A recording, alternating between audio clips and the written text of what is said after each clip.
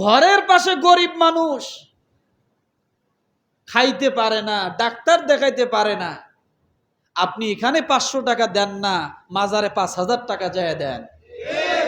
এটা মানুষত্ব নয়, অমানুষের কাজ। এটাই অমানুষের কাজ। আপনার পাশের ঘরে এমন একজন মানুষ আছে 2 দিন ধরে না খাওয়া, 1 দিন ধরে না খাওয়া, ঘরে একবেলা চাউল নাই, ডাক্তার দেখাবে সে টাকা নাই, মেয়েটা বিবাহ দিবে সে পরিবেশ তার নাই, ঘরের টিনে চাল নাই, কত কষ্ট করতেছে। আপনি এই সময় মান্নত করলেন না, দিলেন না, তার জন্য কোনো ব্যবস্থা করলেন না। আপনি মান্নত করে বসে আছেন মাজারে, টাকা দিবেন 10,000, আর ওই মানুষটা না খেয়ে মারা যাওয়ার পরে কাপড়ের কাপড় দেওয়ার জন্য সবাই হুমড়ি খেয়ে পড়ে।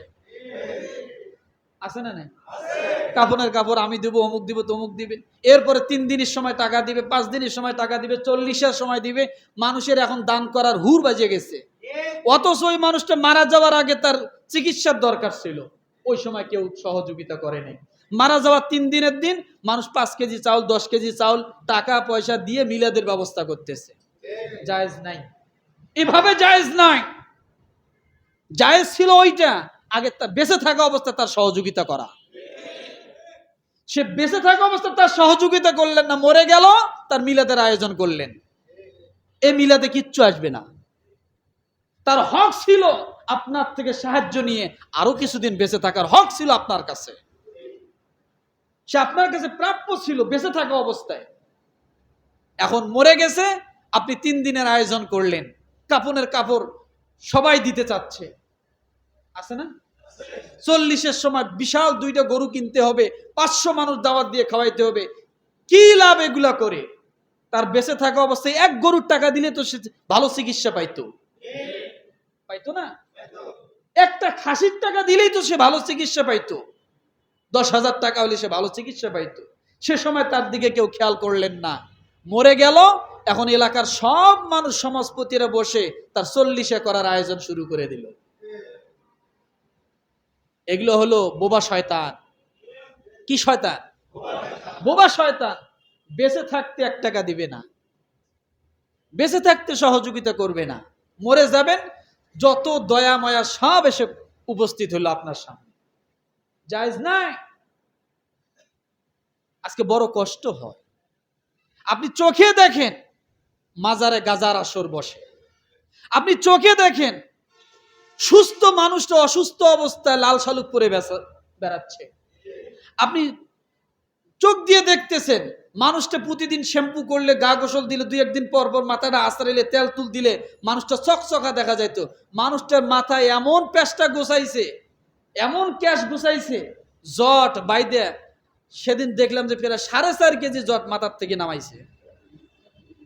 কত কেজি? মানে এগুলো একটা ভাওতাবাজি। এগুলো না ধরলে তো আর আপনারা দিবেন না, খাসি মান্নত করবেন না, গরু মান্নত করবেন না, অমুক দিবেন না, তমুক দিবেন না। কেন? সুস্থ মানুষটা ওখানে গেলে অসুস্থ হয়ে যায়, কারণ দেখ। এই জন্য বলি যে রসুলের সুন্নাহকে আঁকড়ায় ধরার চেষ্টা করেন। আমার রসুল কি পেস্টাওয়ালা ছিল? জটওয়ালা ছিল? মোজ বিশাল বড় বড় ছিল? হ্যাঁ? আমার রসুল কেমন ছিল? আগের ঘটনাটা তো শেষ করি নাই, বলতাম নাহলে সময় নেই। একজন ব্যক্তি মুসলমান দাবি করে, একজন ব্যক্তি ইমানদার দাবি করে, কিন্তু ব্যক্তি আল্লাহর দিকে ভরসা না রেখে মাজারের দিকে ভরসা রাখে। আরো আসতে বলেন। ওই ব্যক্তির ভরসা আল্লাহর দিকে নয়, মাজারের দিকে। ওই ব্যক্তির জন্য কি আমার রসুল কখনো উত্তম আদর্শবান হতে পারে? এই যদি 1 নাম্বার গুণ আল্লাহ এখানে দিলেন, যে ব্যক্তি আমার রসুলের উত্তম আদর্শ ধারণ করতে চায় তার 3টা কোয়ালিটি থাকবে। কয়টা? কয়টা? 1 নম্বরে ওই ব্যক্তি সর্ব অবস্থায় যেন আল্লাহর প্রতি সন্তুষ্ট হয়। কার প্রতি? কেমন সন্তুষ্ট? এখন আমরা, আল্লাহ বললেন সর্ব অবস্থায় আমার প্রতি সন্তুষ্ট, কিন্তু আমার বান্দা যখন বাচ্চা হতে দেরি হয়, সন্তান হয় না, তখন সে আমার দিকে সেজদায় পড়ে, চায় না, ডাকে না, বলে না, কিছু না। বান্দা হঠাৎ করে একটা গরু মাজারের মধ্যে মান্নত করে বসলো, বাবা গো, আমার যদি একটা সন্তান হয় তাহলে একটা গরু দিব, 5,000 টাকা দিব, খিচুড়ি পাকায়া খাওয়াবো। ও মুসলমান, আল্লাহ বলেছেন আমার প্রতি সন্তুষ্ট যদি হও তাহলে আমার দিকে তুমি তাওয়াক্কুল করো, ভরসা রাখো। যদি তুমি আমার দিকে সন্তুষ্ট না হও তাহলে অবশ্যই জেনে রাখো তুমি আমার রাসূলের উম্মত কোনোদিন হতে পারো না। আছে না নাই? তাহলে এক নাম্বার কথা হলো, উত্তম আদর্শ যদি আপনি গ্রহণ করতে চান, আপনার প্রথম নাম্বার গুণ এবং কোয়ালিটি লাগবে সর্ব অবস্থায় কার উপর ভরসা? নাকি মাজারের উপর? মাজারের উপর। তাহলে এই মাজারগুলো এত বড় বড় হলো কেমনে? এত বড় বড় হলো কেমনে? চোখে দেখা যায়, কানে শোনা যায়, সব দেখি, দেখেও আমরা অন্ধ। কি অন্ধ? দেখেও। কারণ আমি একটি কথা বলি, মাজারে যিনি শুয়ে আছেন তিনি নিশ্চয় আল্লাহর ওলি। তিনি নিশ্চয় কি? আল্লাহর ওলি। আর এই কথাটা ভুলে গেলে চলবে না যে আমরা কিন্তু আমাদের বাপ দাদা চাচারা, আমাদের পূর্বপুরুষরা সর্বপ্রথম কোরআন দেখে, সর্বপ্রথম হাদিস দেখে আমরা ইসলামের পথে আসিনি। আমরা দেখেছিলাম ওই সমস্ত মুনিশিদেরকে। কথা বোঝেন না কি বলছি? আপনার আমার বাপ দাদারা ওই সমস্ত মনীষীদেরকে দেখে দেখে তারা ইসলাম পালন করেছিলেন। এখন না আমরা কোরআন হাদিসের চর্চা পাই, এখন যেরকম কোরআন হাদিসের চর্চা আছে, আগে কি এরকম ছিল? ছিল না। 360 জন আউলিয়া এ দেশে আসছিলেন, এইভাবেই তো ইসলাম আস্তে আস্তে করে ছড়াইছে, এইভাবে তারা ইসলাম শিখিয়েছেন। তারপরে আমরা এইভাবে গ্রামে গঞ্জে শহরে নগরে সর্ব জায়গায় ইসলাম ছড়িয়ে পড়েছে। কিন্তু ইসলাম বাংলাদেশে ছড়িয়ে পড়ার মূল দায়িত্বের কাজ যারা করেছিলেন তারা ছিলেন ওই সমস্ত আউলিয়ারা। কিন্তু কথা হলো, ওই সমস্ত আউলিয়াদের মাঝারে, ওই সমস্ত আউলিয়াদের দরবারে এলেমওয়ালারা নাই, ভণ্ডওয়ালারা আছে। লাল শালুকের অবস্থান ওখানে, বড় বড় মোষওয়ালার অবস্থান ওখানে, বড় বড় জটওয়ালার অবস্থান ওখানে, হুক্কে টানাইয়ার অবস্থা ওখানে, গাঞ্জা টানাইয়ার অবস্থা ওখানে, এরপরে বাবা টানানোর অবস্থা ওখানে, নারী পুরুষের মিলন মেলা ওখানে, গান বাজনা, ডুগি, তবলা, খেঞ্জুরি, বেঞ্জো, হারমোনিয়ামের সমস্ত বাদ্যযন্ত্রগুলোর অবস্থান ওখানে।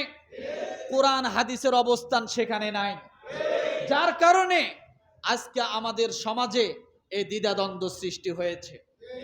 কি সৃষ্টি হয়েছে? গাঁজা যত আছে সবের আসর ওখানে বসে। বাবা মাওলানা মসজিদ ঘরে আল্লাহ থাকে না, মন আমার দেহ গড়ি। বলবো না? না। তো কেন বললাম? আল্লাহ বলছেন যারা আমার প্রতি বিশ্বাস রাখে, ভালোবাসা রাখে, তারা 1 নাম্বার কোয়ালিটি গুণওয়ালা, উত্তম আদর্শবানওয়ালা হবেন। কিন্তু আমরা রসুলের আদর্শ বাদ দিয়ে, আল্লাহর উপর আস্থা বাদ দিয়ে আমরা ওই ওলির প্রতি আস্থা রেখেছি, আর ওই মাজারের প্রতি আমরা এখন আদর্শবান হিসেবে গ্রহণ করেছি। আসলে এটা সঠিক? এটা সঠিক না। তবে একটি কথা বলি, মাজারের বিরুদ্ধে এভাবে নয় যে মাজার যে আমাদেরকে ভাঙতে হবে, এটা না। মাজার ভাঙার দায়িত্ব আমাদের না, মাজারে হট্টগোল করার দায়িত্ব আমাদের না, মাজার পুড়িয়ে দেওয়ার দায়িত্ব আমাদের না। কারণ মাজার ওয়ালায় তো দোষ করে নাই কিছু। মাজারে যারা, মাজারকে আকড়া বানিয়ে যারা ভণ্ডামি করে, যারা বিভিন্ন খারাপ অশ্লীলতা চালাচ্ছে, আমরা তাদের বিরুদ্ধে রুখে দাঁড়াতে পারি, কিন্তু মাজার ভাঙার বিরুদ্ধে না। তাহলে হবে এটা সমাজের জন্য একটা সহিংসতা, তা না হলে সমাজে একটা বিশৃঙ্খলা সৃষ্টি হবে। কথা বোঝেন নাই আমার?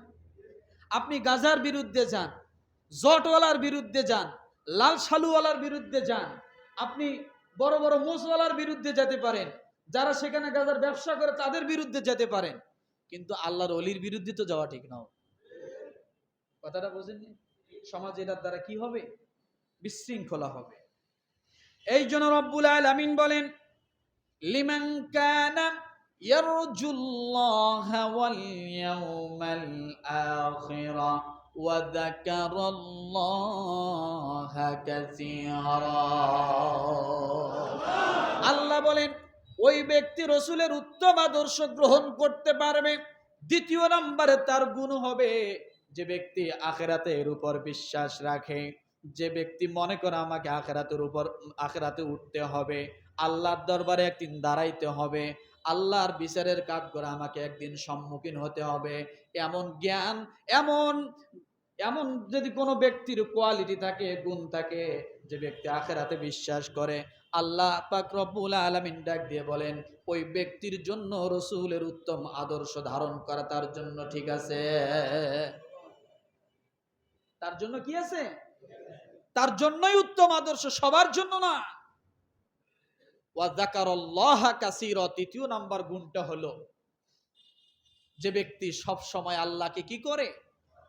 কথা বলে, স্মরণ করে। তাহলে এক নাম্বার, সর্ব অবস্থায় আল্লাহকে কি করে? ভালোবাসে। দ্বিতীয় নাম্বার, আখিরাতের প্রতি কি করে? বিশ্বাস করে। তৃতীয় নাম্বারে, যে ব্যক্তি আল্লাহকে সবসময় কি করে? স্মরণ করে। এই তিন গুণওয়ালা ব্যক্তি যার যেখানে থাকবে, ওই ব্যক্তির জন্যই আমার রাসূল কি হবে? উত্তম আদর্শ, নসেত না। আমার ভাইরা, এটা গেল আমাদের রাসূলের কথা।